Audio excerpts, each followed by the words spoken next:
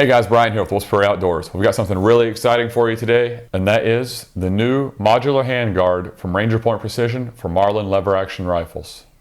Because of all you guys following along, Ranger Point actually sent these out pre-release so you guys get a first look and you can see how to install them on an 1895 SPL. They also sent one out for our 336, and we'll do that in our 336 build series coming up. We really appreciate all you guys, and we really appreciate Ranger Point for sending these out. This is just an awesome product. I think it's a really great addition to their lineup. Everything they make is really good quality stuff, and this is no different. One big thing you'll notice up front is it's more squared off. It follows a more normal contour of your standard handguard versus the Midwest handguard. First thing I want to say is we are going to do a comparison between this and the Midwest, but we're not doing it in this video. This video is purely an install video because I know a lot of you guys are buying Marlin Darks and whatnot, or you've got SBLs or GBLs or whatnot, and you're going to want to install this rail on there, and you're going to want to know how easy it is to do versus a Midwest. Well, first off, Midwest has your tensioning screw on the back because there's a lot of variance in the different guns. This is built to be a more universal fit. It has a nice bedding system, and I can tell you I've had it installed on here. It locks up beautifully, it's a really secure fit, and I've had no issues with it. Additionally, you've got your standard Marlin tenon that you mount up to, but they supply a heavy-duty 17.4 pH stainless steel tenon that is just bomb-proof. Okay, that's enough yapping. Let's get to the installation. Let me get my gun vise set up and we'll get started. Okay, we're all set up. All we gotta do is remove these two screws on either side of the end cap and the screw holding the magazine tube on. As I've always said, you want a set of good hollow ground screwdrivers to do this. If you don't have hollow ground screwdrivers, at least tape the end of your screwdrivers so that if you slip off, which you probably will because you don't have as good a fit, you won't mar the finish of your rifle. All right, I've got my small straight blade here, and I'm going to remove these end cap screws and set them aside in my parts bin. I won't need these, so I'm going to put them in a bag with the tenon and the end cap because none of this will be used on the install of the new handguard. But if for some reason I ever wanted to switch it out, I could do that in the future, but I probably won't be doing that. All right, next up is this screw on the magazine tube. Okay, that's loose. I'll set it aside as well. I will need that one. And now I just simply pull everything apart. You're going to have to pry up on your magazine tube. Sometimes these can be kind of tight, so you could get kind of like a food scraper, one of those plastic ones, or you can get something thin and metal and wrap it in tape really well if this is a really snug fit. Mine's not that snug, so it'll pull apart pretty easily, but if they are snug, you've got to separate the magazine tube from the barrel, and every now and then it can be a really tight fit on this post that holds the magazine tube in place. And the handguard can be a pretty tight fit where it's wedged against the tenon, so you might need something like a rubber mallet along those lines to knock this loose. Mine's pretty loose, so I will pry it loose here at the magazine tube, and your magazine tube end cap is under pressure. Mine has a slight burr in there, I believe, so it doesn't just fly off like you would think it would. And I know that going into it because I've taken it apart several times. So I will take a screwdriver and lightly separate my end cap, pull that out, and the magazine tube spring will follow. Set everything aside as I pull it apart. Take my, gotta love that metal on metal sound. Take my end cap, set it aside as well. And now, pull all of this apart. Remove my follower, set it aside. And for those of you that don't know, you would think your magazine tube would be perfectly round, as you see here. However, on the larger calibers, there is this bulge in the magazine tube. If you had a straight magazine tube, you couldn't load the larger rounds like a 45-70 because they'd hit and couldn't make that turn with these tight tolerances. By putting that bulge in the magazine tube, as you load your rounds in, they feed around the corner and get fed up in the tube. So that's the reason for that bulge. And you'll notice on your wooden handguard, if you look up in the inside and then down to where the bulge is, there is a cutout, and you can see the relief in the laminate where it's actually a deeper channel for that bulge to rest in. Okay, now that that's off, we got to drive out the old tenon. The tenon should be staked in, so it shouldn't just slide out because it needs to be steady and solid in the middle where everything is properly aligned and not wobbling all over. So, I'm going to take a rubber mallet and just lightly drive it out of there. And now let's show you the difference between this tenon and the new tenon. As you guys can see, the new tenon on the right is just really robust, really heavy duty and well built. No doubt it's going to last a long, long time and give you a really solid mounting point. So with this new tenon, there's a good chance it'll be a really tight fit depending on the tolerances of your dovetail cut in the bottom of your barrel. Some guns are super tight, some are super loose. If it is super tight and doesn't want to go in, I'm using this block as a reference. You pretend this is a piece of sandpaper or a file, and you'll want to just lay it on a flat surface and just slide back and forth and do that a little bit, check. Do it a little bit, check. You don't want to overdo it. You can't put material back. So take your time. Patience is a virtue when it comes to stuff like this.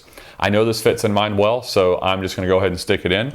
So I'll go ahead and line this up and slide it in. As you see, this dovetail is cut a little bit big as well. It's just the way they did on this gun. So what I'm going to do is flip my armorer block over where it's got a better barrel channel, line up my bag on the back, and I've got to stake this thing into place.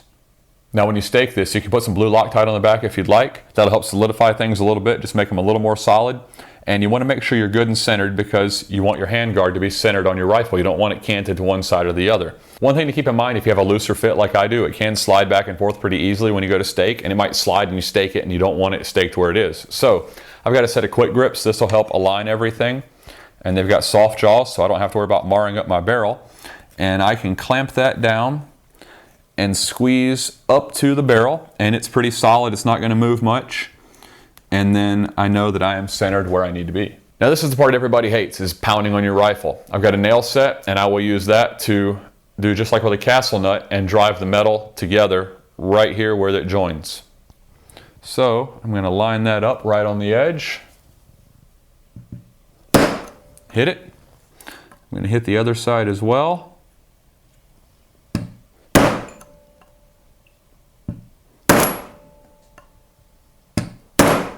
Okay, we're good. It's staked on there nicely. It's not going to move. So now let's get to installing that handguard. Now we're going to get this pretty much installed on the rifle, but you have to install the magazine tube at the same time because of that bulge in the magazine tube. So we're going to basically test fit this, and this bedding area that I showed you earlier is what mates into the rifle. And again, there's a lot of different tolerances with this. So you want to start at an angle, slide up, and it may slide right in, or it may require a little bit of coaxing with a rubber mallet. And mine is just on the tight end of things. So once I get this up here, I will tap it down with a rubber mallet, but I know it does fit, but that's how you do it. Once you've got it slid up, you want to make sure your holes line up for your tenon, and then you know you're good to go. Now, next up, you have to pry the handguard away from the barrel a little bit, or else you can't get the magazine tube in there. So when you've got the handguard pried away from the barrel, but still seated in the receiver, run with the bulge up, get that lovely metal on metal sound, slide it down in there, and then once you get to the back, twist it the direction it goes, drop it into place. Now, once you've got everything oriented in the proper orientation where the post will go back into the magazine tube, which means the bulge is to the outside because the magazine tube will only go in one direction with the post. You've got it slightly pulled away so you can get your follower and spring down. We're going to take our follower, drop that down in. I'm going to take my magazine spring and drop that down in as well. And then next up is the cap for the magazine tube.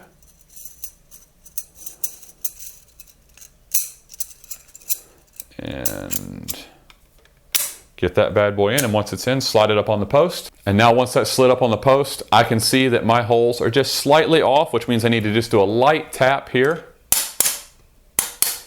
And now we're seated perfectly. It's going to be a really solid fit. All right, all that's left is to run the two handguard screws in and the magazine end cap screw. Okay, the handguard mounting screws are a 3/32 Allen screw, and I'm going to use my fix-it sticks setup here. I love it because I can hold onto this dial here and it just freewheels, and I can spin that bad boy right in there. All right, I've got that one snug. You can blue Loctite these if you want. Make sure they stay in there good, and repeat the process on the other side.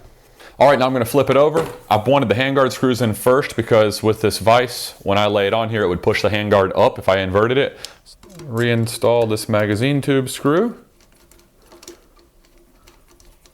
All right, guys, that's all there is to it. Really a very simple install. I mean, it takes literally 5 minutes. It takes longer doing these videos because I have to install everything and tell you what I'm doing as I do it. Talk about the different features. It's literally a 5-minute install when you get it home. Super simple, quick and easy. You can't beat it. No tensioning screws at the back to deal with, so it's a very universal fit. Great bedding system. It locks up really solid. I've shot this with high power loads and it does not budge. We'll do some shooting with it in the future and show you guys more about it. Additionally, one thing to note, You will notice some flex in the handguard when you first unpackage it, and in the back you won't notice it because there's a couple of pins to hold it in place. In the back you can see these pins. There's one on either side. Those pins at the back keep the back from flexing when you grab it. Up front, when you install it on the rifle, and if you got the tenon in place, it locks it down. It's not going anywhere. There's not going to be any flex left or right because that tenon is securing those positions just like the pins are at the back. So it's a rock solid setup, and the contour of this is pretty much identical to the contour of your standard wooden hand grip. So it's a really good fit and feel. One thing I really like is this finger channel up top. In the finger channel, you have all these cutouts. Those cutouts are angled and dehorned. They won't grab you, but you can lock your fingers into them really well when you're shooting. And no matter what power load you're shooting, when you squeeze that, barehanded even, your fingers lock down nicely, but it doesn't cut you because it's dehorned nicely. And it's a really secure, positive grip. That's all there is to it. I hope you guys enjoyed this video. When we do the 336 install, I'll link it right up here so you can jump over there if you've got a barrel band model. Difference is you're going to have a barrel band, and that's what this second set of holes is for right here. It's one handguard for barrel band or end cap model. It's just different set of holes for what you're going to use. I think they're going to come in around $168, and that's with the barrel band or the tenon depending on which model you order.